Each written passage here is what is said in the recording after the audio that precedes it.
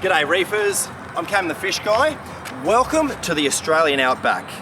We've come all the way out here on a special mission today. We're going to meet one of the real characters of the Australian reefing scene, Reefbeard.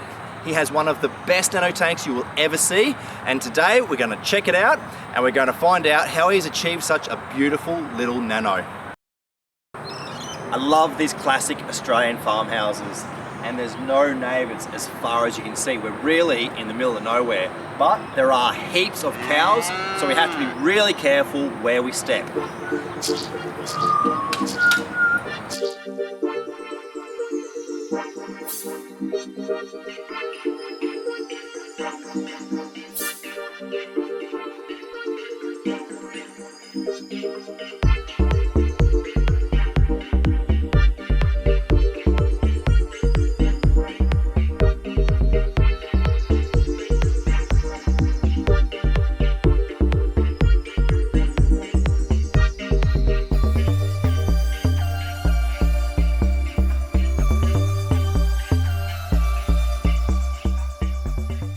Regular viewers of Gallery Aquatica TV may recognise Reefbeard as one of the regulars, helping us with installations and relocations, but we've never really taken the time to have a chat and to look at his tank.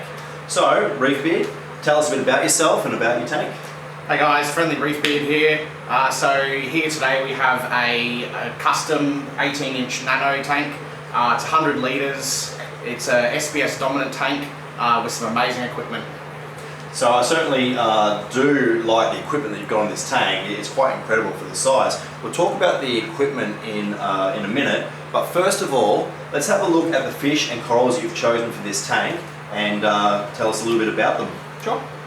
So let's talk about the fish first. I notice that you don't have a lot of fish in this tank. What fish are in here? So we have a very small fish list. We only have one platinum clown, which is a slight hybrid, has a half black body. And a small little bristle-toothed tang, just to help with the algae control. So I saw that clownfish, and it is a particularly unusual coloration. It looks like a platinum, but the back half is white, is black.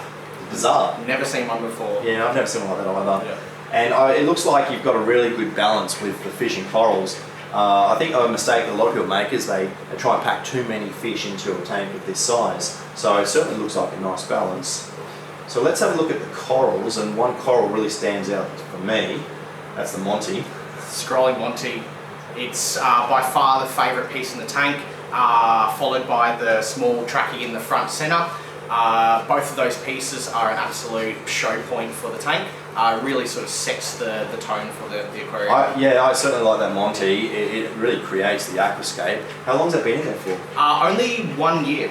Okay, incredible, fast growing.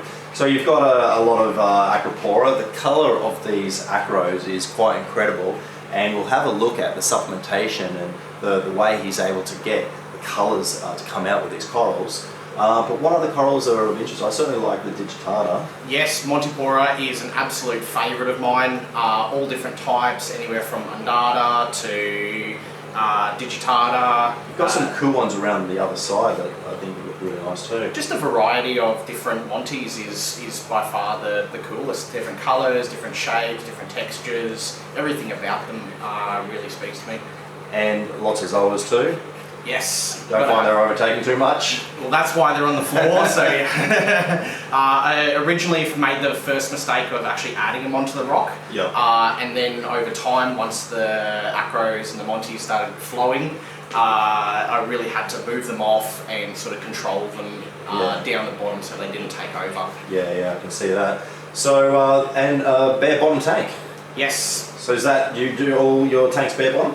I do now. After so many years of having sand, I just find the bare bottom, especially with the SBS dominant, really allows me to have the maximum amount of flow without stirring up any sand or... And it's nice to see the coralline on the bottom of the tank too. I can see a patch here. It's looking really good. Lots of coralline growth for that matter. So it's good.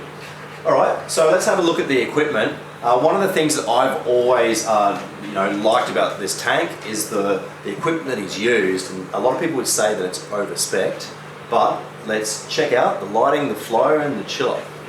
So I've noticed that you have a lot of Ecotech equipment on this tank. Tell me about the light in particular, because it does look like it could be overkill. The light is definitely an overkill. It's a Radeon G5 Pro. It is an absolute overkill, but with the SBS, I really wanted it. It runs a custom AB Plus program. I just slightly configured the blue in the morning and the night, but run a standard AB Plus. It's running at about approximately 70% during the day, so we get an absolutely gorgeous power readings, anywhere from 400 down to 250 down the bottom. And I think that a lot of people would often opt for a smaller light, maybe even like a prime or something like that. And when that is the case, you'll sometimes see like shaded bits up in the top, in the corners, but certainly with this tank, it is one bright cube of water. It looks sensational. Absolutely, the light dispersion is fantastic on the Radeons. The growth that we get from it is unreal. It's by far the best one. You certainly can't argue with the growth of the corals and the colour of the corals too. And two MP10s on the same side. I find that a bit interesting. Yes, so two MP10s, one's running at 100%, one's running approximately 70%, alternating during the day, the slight random mode for a few hours, just to get the circulation, and I feel it helps with the acros and the monties. Yeah, it definitely looks like the flow is great in this tank, and again the bare bottom is definitely going to help with that. And no, it looks really good. So can we look in the cabinet? Sure. So on the system here we have an Ecotech Vectra M1. We also have a Nios 120 protein skimmer and a Kamoa X4 Pro dosing pump. So that Vectra M1, that's 7,500 litres an hour. Yes. It certainly goes with the other equipment in being well and truly overspec for the tank. It's pretty impressive to have this sort of equipment on a tank this size. The best part about the Ecotech is they're fully controllable and you can calibrate it to your system. So I've completely calibrated it to the system, so to allow the maximum flow that the overflow can handle without back siphoning. And I also have slightly bled off a little bit just to allow more flow through the refugium to allow the best flow into the sun. I think that the plumbing is a thing of beauty too. It's all hard plumbed in there, and I had a close look at it before. I think you've done a really good job with the plumbing. And the Vectra, you can't see it back there, but it does look like it'd be fairly easy to get to if you needed to. Yes, it is on a union valve as well. Yeah. And it's the doser is a Kamoa X4? Yes, the latest X4 Pro. Excellent. So, let's talk about the supplementation. So this is the second time I've seen this tank, and the last time I was here, it was looking good, but the colour and the growth wasn't nearly as good as it is now. And in that time, you've switched to Triton, and would I be right to think that some of the improvements are due to the supplementation? Absolutely, absolutely. The tank's been on Triton for approximately 2 months now, and the colour has really, really intensified. And I also find the stability, it's a lot more stable, and I can slightly back off on the testing because of the consistency of that. And actually testing is an interesting point, because one of the things we were looking at before is Reefbeard actually logs all of his tests, and it's up on the wall. We'll have a look at that in a sec. And certainly the stability with the Triton is excellent. I'm a big advocate of logging your parameters, and a lot of people will log their parameters on an app on their phone, but Reefbeard is a little bit different. He's got his on the wall. Tell us about your parameter log. So, as Cam said, a little bit old school. The way that my brain works really has to be visual, and if it's right next to the fridge, I can't miss it and I can't be slack with it. So, main things I focus on is KH, calcium, magnesium, and then the occasional nitrate and phosphate. Because of the tank's age and stability, the nitrate and phosphate has always been really low. That's one thing that has really accelerated the growth of the SBS. Is that consistent parameters. So as you can see, I log everything. There's some things that we do sort of focus on, is these little up arrows and down arrows. That just means that the doser has been adjusted according to the test. So here on just beginning in February, the tank had gone through a growth spurt. So the doser was increased up until about just before mid-February, and then towards the end it had started to plateau off. So we started to drop the doser and become a little bit more stable. It is good to be able to have easy access to your doser pump so that you can very easily change the levels. Let's talk about what you're going to do with this tank in the future. One thing I really think about when I look at this tank is about how much the corals have grown, and it does make me worry that at some point they're going to really become a problem being so big. So what are your plans for this tank in the future?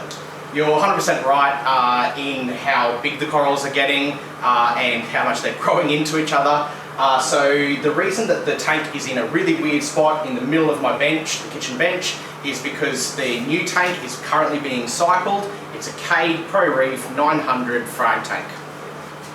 And so last time I was here, the tank was over this side. Yes. And so instead you've got the Cade over here and it's cycling at the moment. And so how long has it been running for?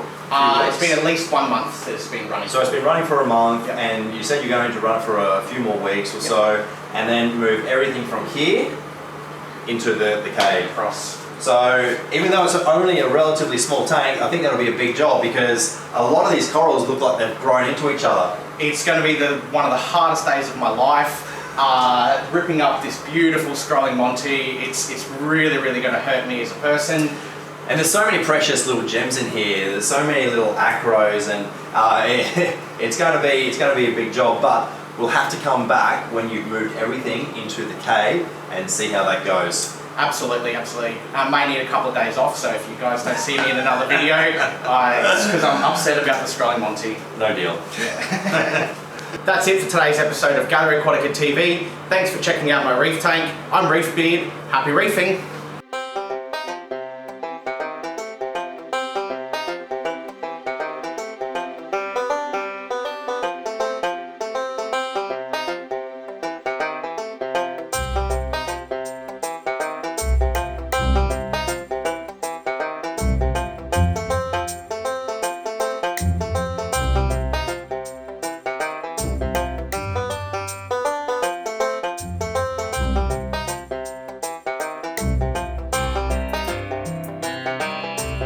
That's our video for today. If you enjoyed it, don't forget to hit the like button and make sure you've subscribed to our channel so you don't miss an episode of Gallery Aquatica TV.